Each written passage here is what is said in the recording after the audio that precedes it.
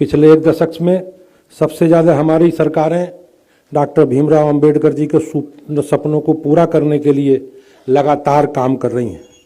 किसी भी सेक्टर को लीजिए, चाहे गरीबी 25 करोड़ लोगों को गरीबी रेखा से बाहर निकालने की बात हो, SC एक्ट को मजबूती की बात हो, स्वच्छ भारत जैसे हमारी सरकार के प्रोग्राम हो, PM आवास योजना, जल जीवन मिशन, उज्ज्वला योजना, प्रत्येक गरीब ने और हाशिए पर पहुंचे लोगों को सभी ने जिंदगी को छुआ है। और यही निश्चित रूप से डॉक्टर साहब का सपना था। 2020 में मोदी सरकार ने डॉक्टर भीमराव अंबेडकर के जन्मदिन को केंद्र के सभी कार्यालयों में सार्वजनिक छुट्टी का ऐलान किया था। भारतीय जनता पार्टी का मकसद डॉक्टर भीमराव अंबेडकर जी के सपने को आगे बढ़ाना है। अगर कांग्रेस और उसका इकोसिस्टम ये सोचता है कि वे दुर्भावनापूर्ण झूठ फैलाकर अपने बुरे कर्मों पर खासकर डॉक्टर भीमराव अंबेडकर जी के अपमान को छिपा लेंगे, तो ये निश्चित रूप से भाइयों बहनों सर्वथा गलत है। भारत ने बार बार देखा है कि किस प्रकार से कांग्रेस और कांग्रेस के नेताओं ने डॉक्टर साहब को अपमानित करने का काम किया था और लगातार उन्हें 2-2 चुनाव हरवाने का काम किया। और जवाहरलाल जी ने उस समय स्वयं उनके विरोध में प्रचार करके एक संदेश देने का काम किया था। और भारत रत्न नहीं देना, संसद के सेंट्रल हॉल में उनका फोटो न लगवाना, ये सारे काम कांग्रेस पार्टी ने नहीं किए थे, लेकिन हमारी सरकार ने इन सब कामों को पूरा करने का काम किया है। और उनके जो स्मृति से जुड़े स्थान थे उन सबको चिन्हित करके विकसित करने का। आज हम कह सकते हैं कि इस देश के अंदर समानता का अधिकार, सबको वोट देने का अधिकार है, तो बाबा साहब की देन है, केवल बाबा साहब भीमराव अंबेडकर जी की देन है। देश आजाद हुआ, आजादी के बाद जो परिस्थितियां बनी, बाबा साहब ने वंचितों पीड़ितों के लिए संविधान में व्यवस्था देने का काम किया। लेकिन देश की आजादी के बाद जो पहला चुनाव हुआ, उस पहले चुनाव में ही कांग्रेस पार्टी ने बाबा साहब को गच्चा धोखा देने का काम किया। बाबा साहब जब चुनाव लड़ने का प्लान बनाए, उस समय बाबा साहब के निजी सचिव को तोड़ करके कांग्रेस पार्टी ने अपने चुनाव चिन्ह पर बाबा साहब भीमराव अंबेडकर को सदन में न पहुंचने देने के लिए कांग्रेस पार्टी ने उनके निजी सचिव को चुनाव लड़ाया और अंधाधुंध पानी की तरह पैसा बहाने का काम किया। बाबा साहब चुनाव हार गए।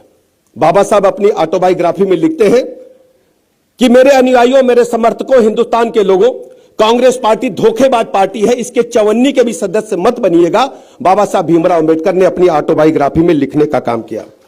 इस प्रकार हम कह सकते हैं कि बाबा साहब को लगातार धोखा देकर के ठगने का काम देश की जनता को कांग्रेस पार्टी, उस समय के कांग्रेस के जो सहयोगी दल थे, उन लोगों ने किया। बाबा साहब ने संविधान की रचना की, बराबरी का अधिकार देने का काम किया। बाबा साहब का मानना था शिक्षा एक ऐसा हथियार है जो सबको ग्रहण करना चाहिए, और जब तक सब लोग शिक्षा ग्रहण नहीं करेंगे, हिंदुस्तान को हम आजादी की जो परिकल्पना की उसको धरातल पर उतरना नहीं दे सकते। बाबा साहब के अंदर दूसरी ये सोच थी, सबको समानता का अधिकार मिलना चाहिए। बाबा साहब ने ये सब संविधान में रखने का काम किया। बाबा साहब ने हमेशा कहा कि समानता के अधिकार के लिए हम सबको काम करना है।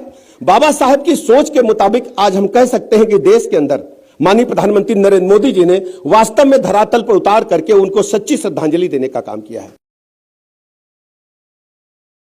पिछले 10 वर्ष में प्रधानमंत्री मोदी जी के नेतृत्व में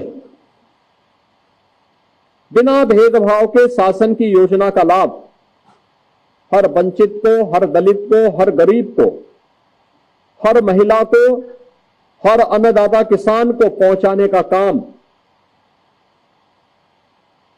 यह भारतीय जनता पार्टी की सरकारों ने किया है। लेकिन हमारी समस्या क्या है कि हम उस बात को बार बार दोहरा नहीं पाते। जिन लोगों को सुविधा मिली है उन लोगों तक हम इस बात को पहुंचाने के लिए कुछ देर प्रयास करते हैं, फिर वो प्रयास कहीं ना कहीं रुकता है। लेकिन यह एक विशेष अभियान, जब हम इन कार्यक्रमों के साथ जुड़ेंगे, और 10 दिन का ये बड़ा अभियान, क्योंकि जब भी आप कोई बड़ा कार्य करते हैं, किसी बड़े अभियान को अपने हाथ में लेते हैं, या कहीं भी कोई ऐसी घटना होती है जो किसी दलित को, किसी गरीब को, किसी वंचित को उसके अधिकार से रोकने का कुत्सित प्रयास होता है तो विपक्ष कोई ना कोई प्रोपेगेंडा अपनाने का काम करता है।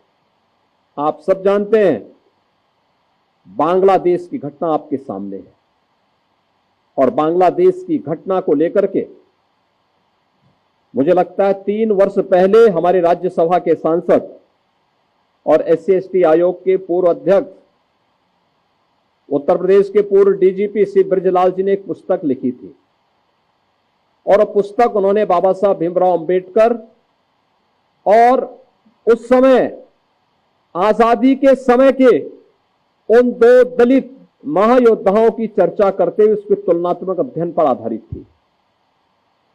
एक तरफ बाबा साहब भीमराव अंबेडकर जिन्होंने कहा था कि मैं आदि भी और अंत भी मेरा एक भारतीय के रूप में रहेगा और भारतीय के रूप में ही मैं अपनी पहचान को बनाए रखना चाहता हूं,